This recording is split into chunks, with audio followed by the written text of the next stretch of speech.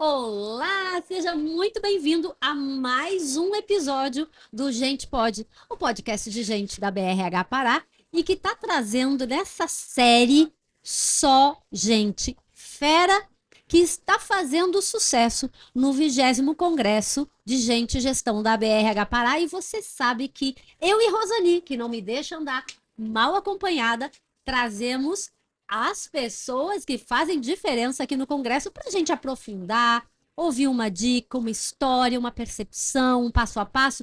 Cada um contribui com aquilo que faz sentido. Então, eu te dou as boas-vindas, Generson Honorato.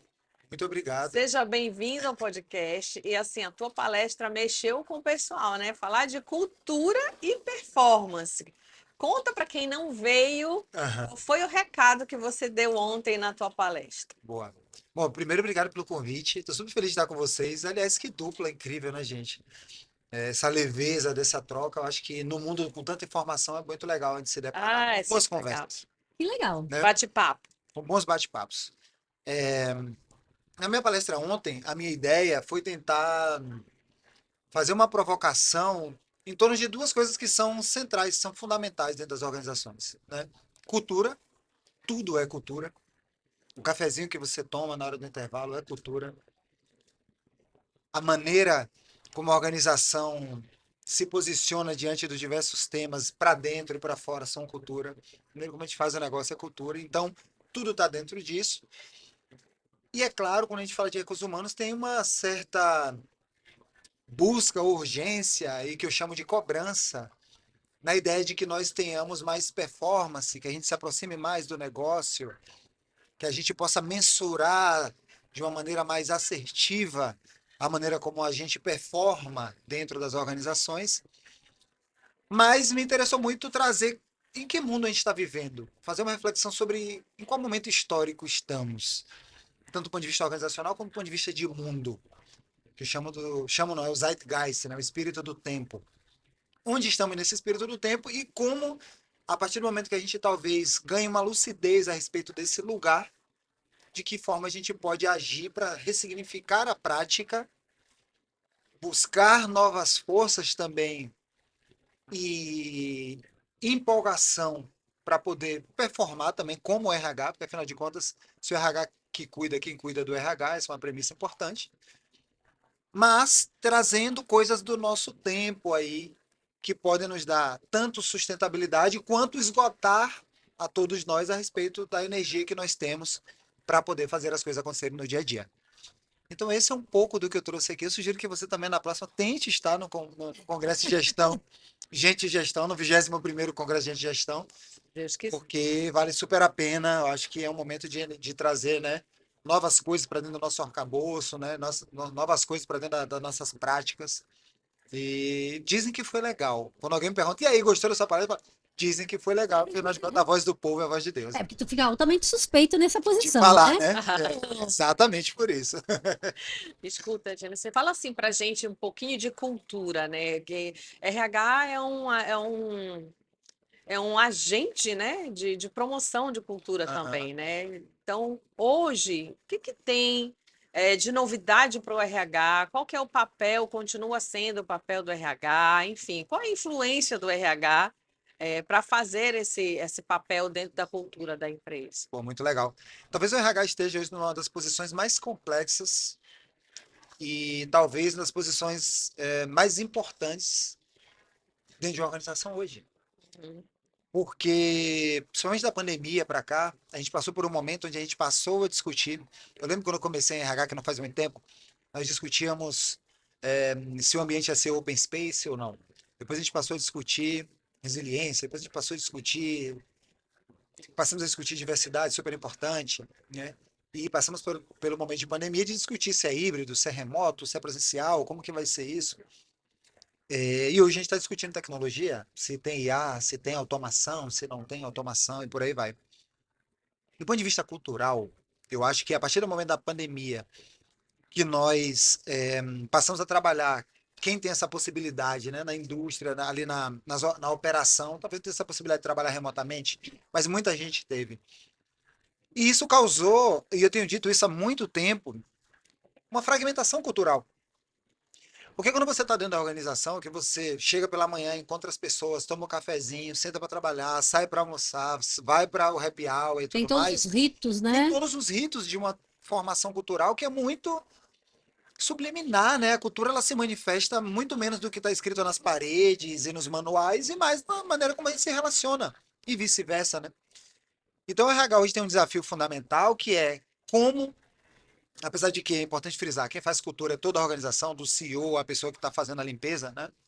Está cuidando da Copa, todo mundo no final do dia está fazendo cultura, mas o RH tem esse desafio de reunir todas essas informações, de olhar para as pessoas do ponto de vista de quem faz cultura são as pessoas e poder tentar juntar tudo isso em uma coisa só.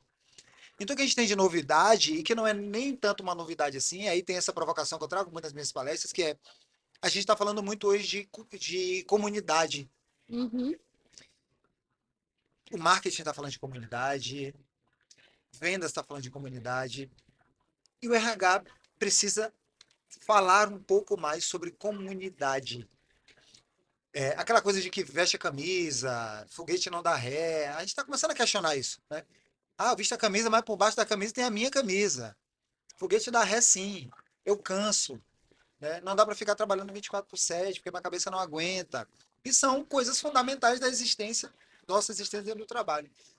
Quando a gente tem essa ideia de comunidade, de comunitário, e aí a gente vai modular essa comunidade de acordo com o mundo corporativo, com o mundo do trabalho, obviamente, e assim como em outras searas, em outros ambientes, essa comunidade vai se configurar de outra forma. Mas como que eu busco os elementos de comunidade dentro da organização para que eu possa ter aí uma coesão corporativa que faça com que a minha cultura tenha solidez, seja inspiradora e aumente o engajamento, a produtividade. Eu estou sendo muito convidado.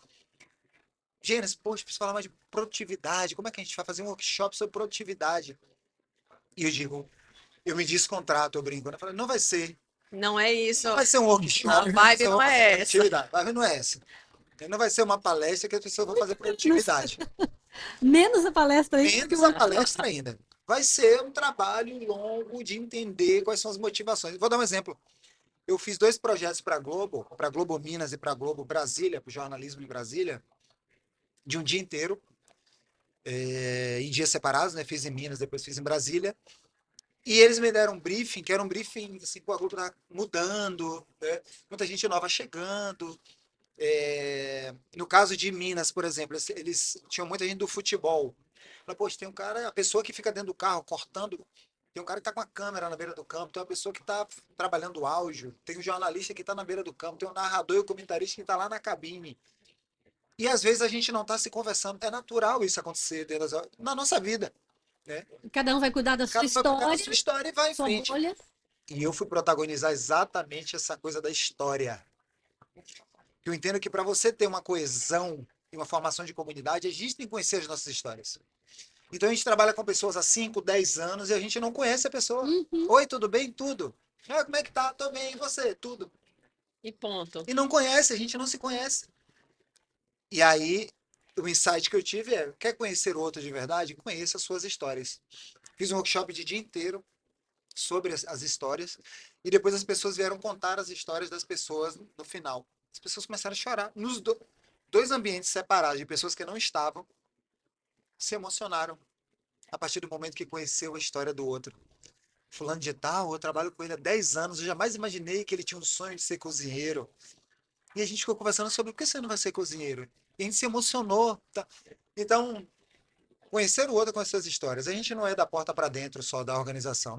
A gente não é um crachá. Né?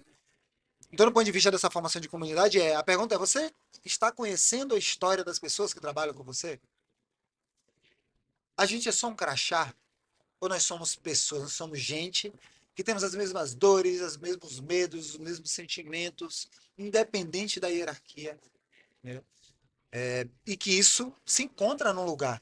Eu fiz um projeto uma vez que a gente saiu com o insight que há mais em comum entre nós do que incomum, do que diferente.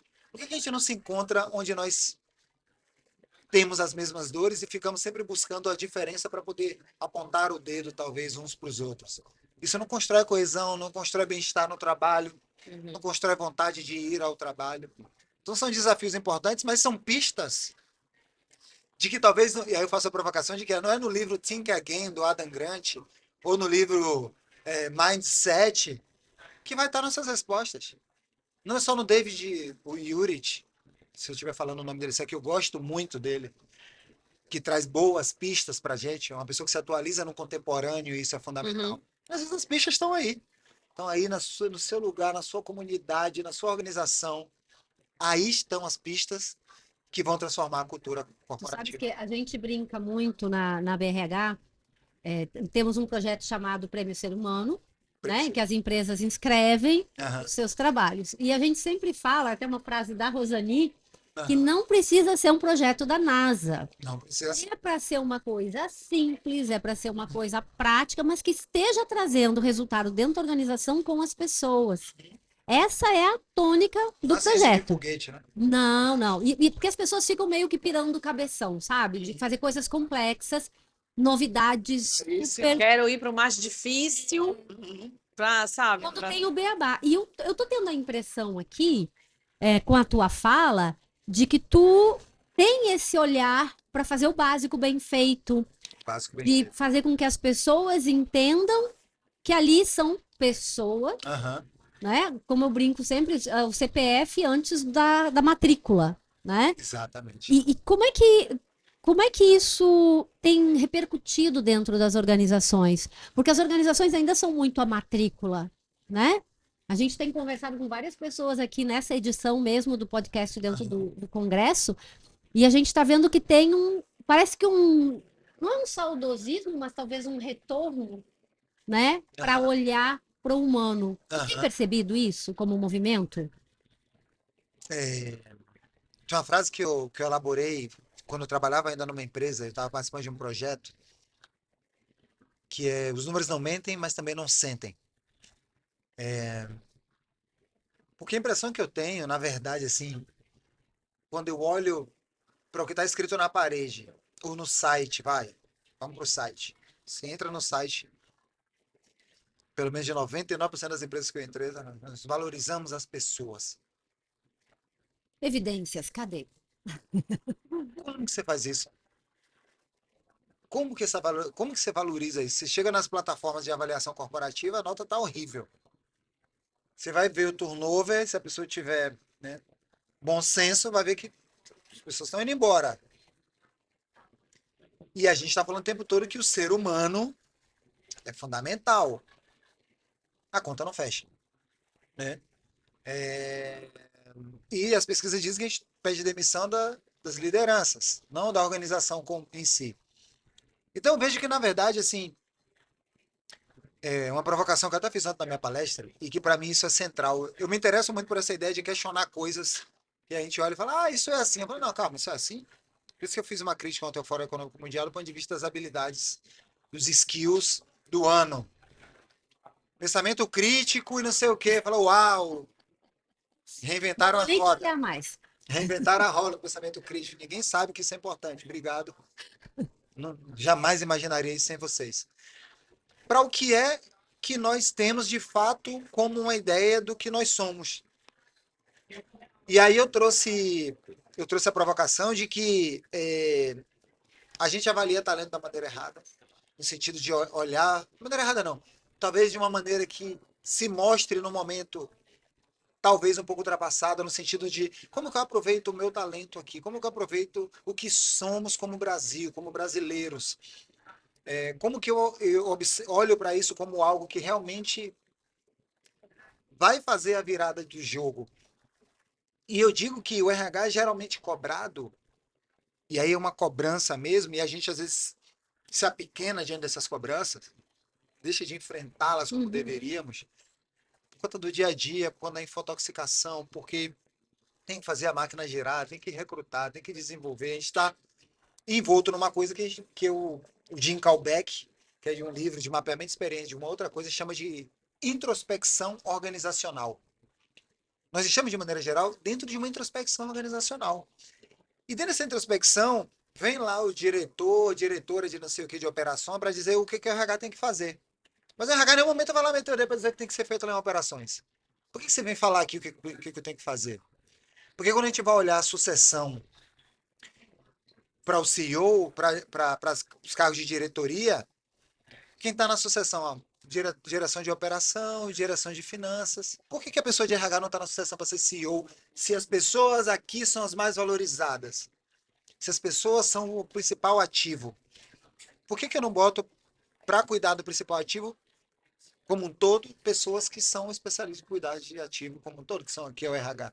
Ou seja, por que que eu não dou relevância Relevância é isso. pro Fica só na RH, conversa. protagonismo pro RH, moral pro RH, não Fica é só isso? na conversa, né? E aí a minha provocação central é, beleza, né? Então, quando uma coisa sai bacana, legal, poxa, foi o marketing, uau, vamos comemorar o resultado.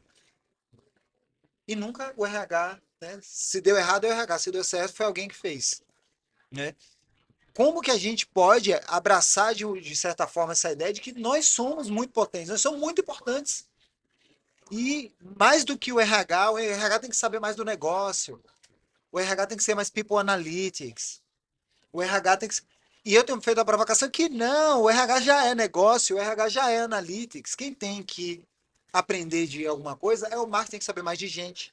A operação tem que conhecer mais de gente. Eu O CEO tem que saber mais de gente. É o contrário. A Roseli está visualizando o mundo ideal. Não, é É o assim, contrário. tudo que eu penso exatamente desse jeito. Na realidade, todos que me conhecem sabem que eu questiono demais esse tipo de coisa, né? Desde quando é obrigatório para que a gente fique medindo as coisas o tempo? Ah, não, porque o RH precisa apresentar números. Dados. A gente precisa apresentar, senão a gente fica no subjetivismo, a gente não vai tratar com pessoas. A nossa panelinha é diferente da panelinha do coleguinha, né? Mas é tão difícil as pessoas entenderem isso. E aí, de repente, confunde demais a cabeça de um ser humano que nem eu, né? Perguntar assim, não, mas o RH, ele tem que agora, ele cuida de pessoas, ele cuida das emoções, ele tem que dar atenção, ele tem que ser humanizado.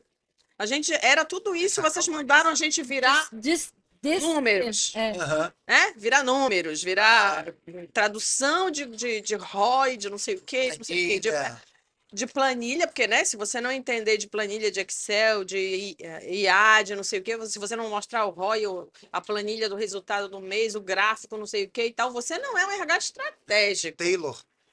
Você não é estratégico.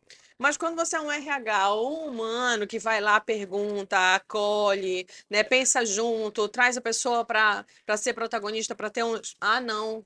Você é aquele cara que realmente parou não fazer festinha. Agora a gente não gosta mais nem de fazer festinha. Agora, como é que diz, Suzy? A gente é mal visto se a gente fizer festinha, não é verdade? Eu tenho dito também, né? Eu trabalhei numa empresa que ia ter uma reunião de sei lá o quê, o business partner, a pessoa business partner daquela área, que vai responsável por alugar o espaço, pegar a equipe do coffee, entender como é que ia ser, bater todas as agendas, quem é que vai falar, pega. Aí eu comecei a falar, parem de fazer isso mesmo. Parem. Parem de fazer isso. Deixa o pessoal fazer isso lá. Porque senão fica dizendo, o RH abraça a árvore, o RH não sei. É.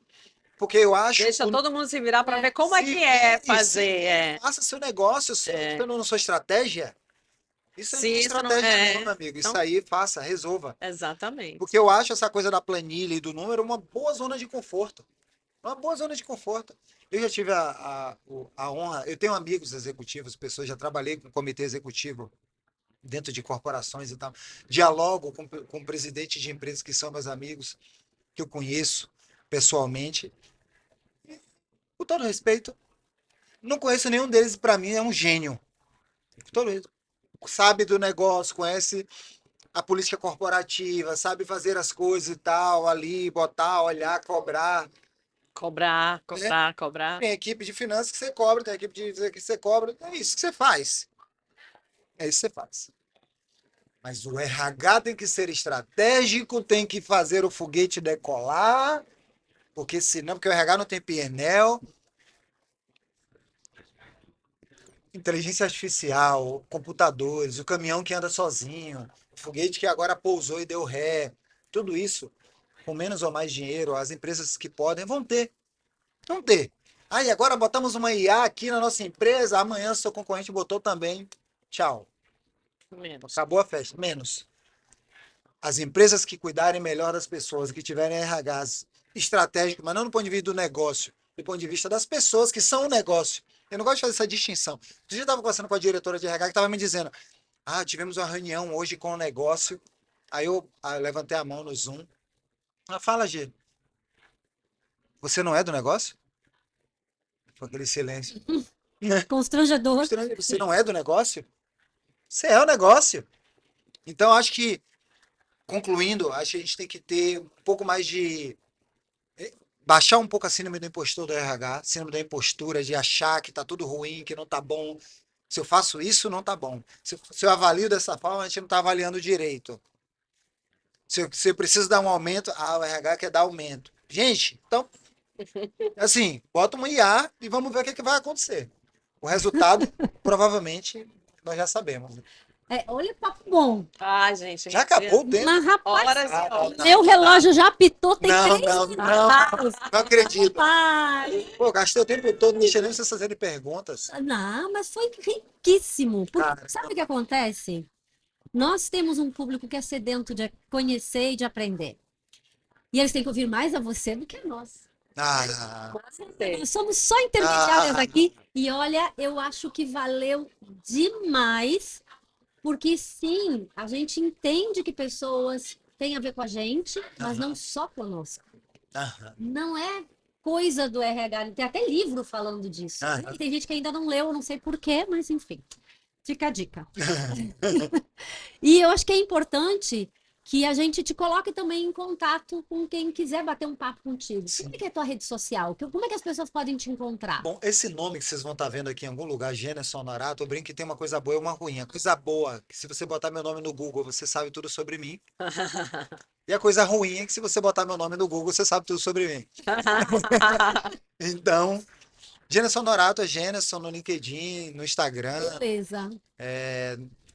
Eu não gostava não, mas minha mãe acertou, botou um nome que ninguém tem, então facilita. Diferente. Fácil pra te achar. Fácil de me Não achar. tem como se esconder de ninguém. Não tem como escolher. Manda mensagem, a gente dialoga, troca ideia. Eu gosto, para mim é isso. Conversando a gente se Maravilha. entende. Então, olha só, eu preciso dizer que o nosso tempo acabou. Quero te agradecer imensamente. Eu que agradeço. Muito obrigado. E, cara, quando tu vier de novo por aqui, pode ter certeza que a gente vai estar aqui, né? E você que não veio, perdeu. Mas já recebeu uma palhinha aqui no podcast? Porque a gente é dessas, né? A gente conta mesmo, dá spoiler e conta o que rolou também, não só o spoiler. Querido, seja muito bem-vindo Tchau, ao TV gente. Belém. Aproveite. Gente, ele tá amando o nosso sorvete. Eu nem conto pra vocês. Chiquinho, vou esconder a marca aqui, que eles vão patrocinar a gente em breve. Essa cor, você sabe quem é. Ai, brigadão, tá? Um beijo. Tchau, Tchau, gente. tchau.